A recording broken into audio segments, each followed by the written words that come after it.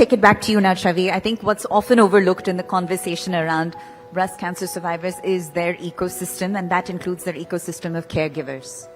Right? So if you could walk us through the role that perhaps your caregiver played in your story of recovery, whether it's managing your medical appointments, helping you make more informed medical decisions, or simply being a quiet voice of strength, which is priceless. So I think, first of all, I feel cancer is not a disease which is an individual disease. It's a disease which happens to the whole family.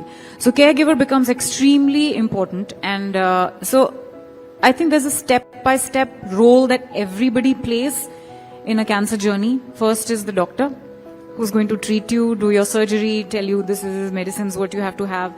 Second is the caregiver, who's going to actually make sure that you do all those things and have what you need. And third is you yourself, because it's your journey.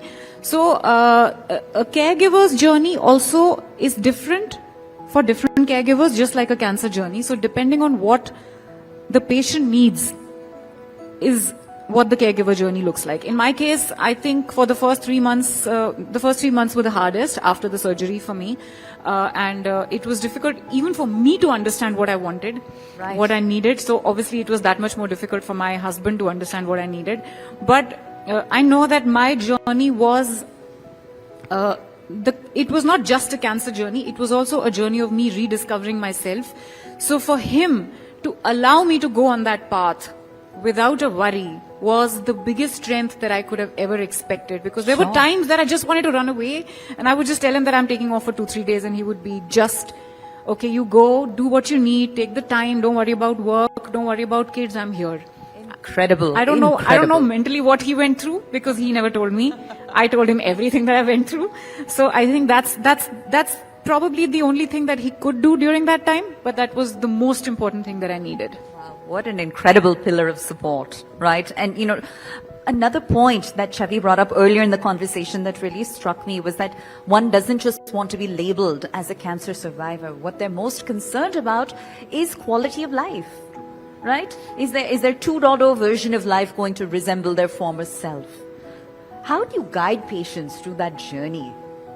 Yeah, so quality of life is something which has evolved as the main endpoint of all cancer treatments. Earlier, when cancer treatment started, or when the clinical trials were designed, it was designed on overall survival, it was designed on progression-free survival, that how long the patient will remain disease-free. But right now what we have been discussing, or right now what the dictum has become, is quality of life. So quality of life is something like, someone intelligent like her, she says, I want my life back and I want it to be as good, as beautiful as it was before. So quality of life is definitely one of the best index for cancer treatment.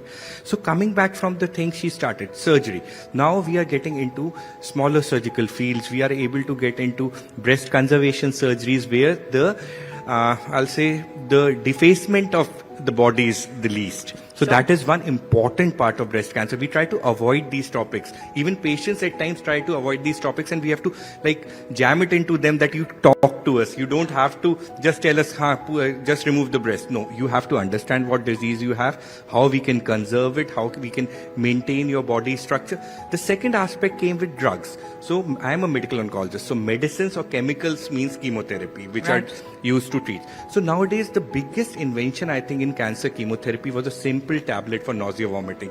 I think Chhavi might have used it, which was called as MCET or ondansetron. 20 years back it was not there. Think of people how they were suffering. So now even the nausea, the vomiting, major problems are not there.